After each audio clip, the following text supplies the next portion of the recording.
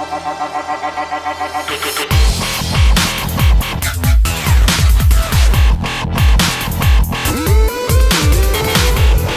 guys, Ash Lane here, coming at you today with an ultimate guide to Town Hall 9 Stoned GoHoWi. So what I'm going to do is share a really good, a really strong strategic base and foundation for this strategy. But first, you know what? Let's talk about why Stoned GoHo. Why is it a great strategy to learn, especially for beginners or people who are trying to transition to 3-star attackers? Well, it is an absolute great strategy because you're using 3 golems. You're using 3 golems and you're using some extra wizards. That's going to give you an extra meat shield and also some extra DPS behind that meat shield, not relying so heavily on your hogs. So let's get right into the guide.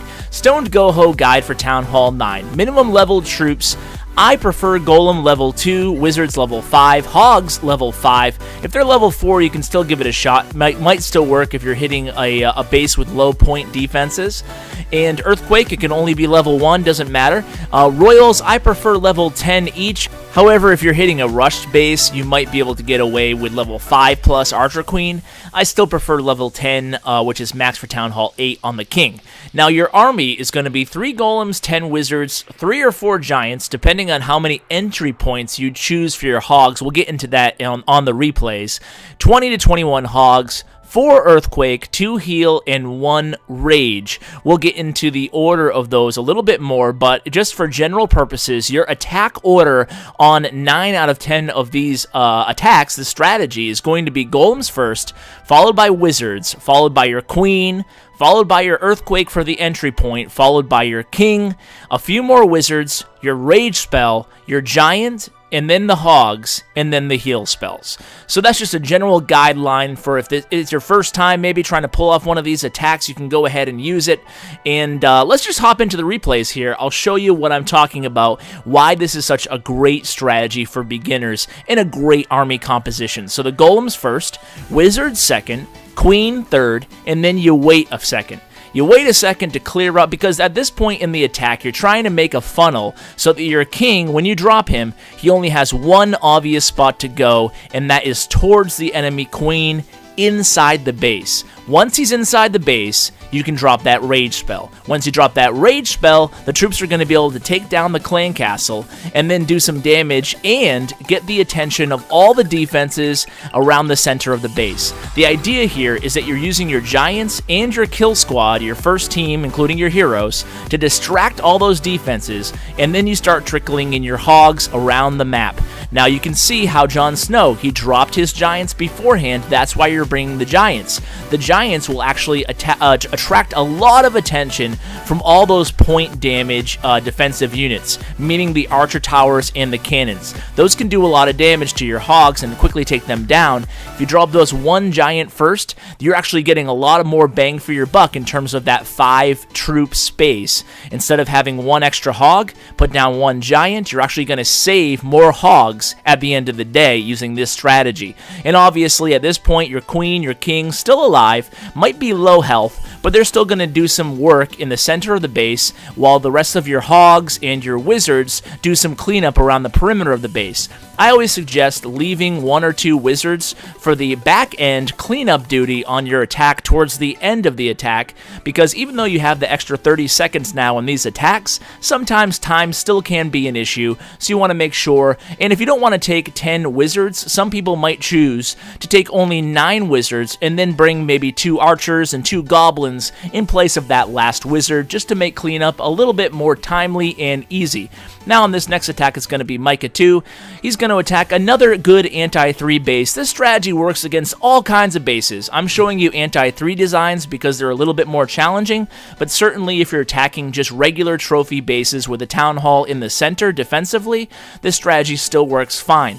So a nice spread on the golems there. You can see Micah's going to do something a little bit different. There's a little bit of nuance in all these attacks. He's going to trickle in that last golem a little bit late. So at this point, it's the same order though, right? So he drops the king, the queen, well, around the same time on the heroes there, but either way, he was confident that the king was already going to funnel towards the center of the base.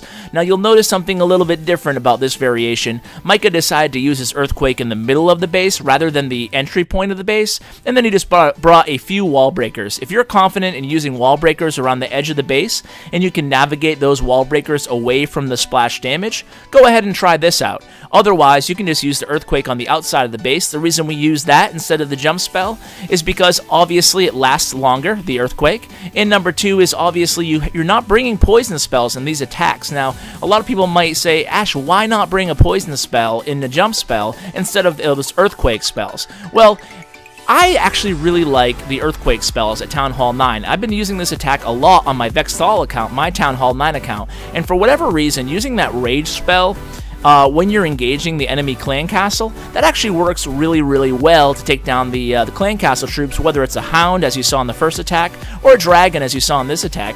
The poison spell, you actually don't really need it. The queen still stays alive. Those golems just eat up the damage. If it's a dragon, it's not going to do a heck of a lot of damage. You have 3 golems here, so that's part of the advantage. So don't feel like you're in a rush. And part of the advantage with the new spell donations is you have room to actually carry the 3 spells on top of the 4 one-slot earthquakes. So that's something that wasn't as viable pre-update, because pre-update it would be 1 jump and 1 poison, for example. Now you can actually carry the 4 earthquakes, and you don't need the poison because you have the 3 golems and the rage spell. So on this third replay, it's going to be, again, just a similar type of attacks here. You can see these heroes on any of these replays, they're not max heroes, and you can do this, like I said in the beginning of the episode, you can do this with this type of strategy with low heroes. 10 and 10 works just fine. So you can see here, Ezekiel just chose to do the same thing as we saw in the first replay. He opened up an area, and the reason I'm bringing you these 3 raids are, A, it's the same troop composition, so you guys can get familiarity with different ways of using it, and B, there's slightly different variances on all of the attacks. On this one, Ezekiel chose to go ahead and use the earthquake spells before he dropped anything else. Now, why did he do that? Well, it was pretty easy. He was able to anticipate the pathing on his heroes and the wizards beforehand. So, obviously, if you're confident that the funnel's going to work, then you don't need to necessarily delay the drop on the earthquake spell. That's really up to the individual. If they feel really confident that they have a good funnel going in and they don't necessarily need that extra time, go ahead and drop the earthquake spells early. It's not going to ruin your raid. So you can see here again, like I said, Giants plays first, and then the Hogs after the Giants. Now, some of you might be asking, well, how do I know how many Hogs to drop where? Well, the idea here is it's more of a surgical deployment nature, meaning that you have 3, 4, or 5 Hogs placed in one little area at a time rather than a big clump of, say, 10 and 10 Hogs. Now, the reason you're doing that is it helps mitigate the damage done by giant bombs primarily, right? So even if a group of 4 or 5 Hogs run into a giant bomb or a double giant bomb and die, your raid is not destroyed, your raid is not ended, because you have the rest of the Hogs, and the reason you deploy them in a surgical nature like this is because it takes roughly 3 Hogs to take down a point defense and still stay alive and keep moving, so they merge together and you can use those heal spells. And that's basically the idea, guys. So go ahead and try Stoned GoHo, see how it works for you, and let me know in the comments below. Hope you guys enjoyed this guide, and I'm wishing you all 3 stars in the future. Take care, guys. We don't play for fame, we don't play for cash. We just play for the glory and the crash of the ash.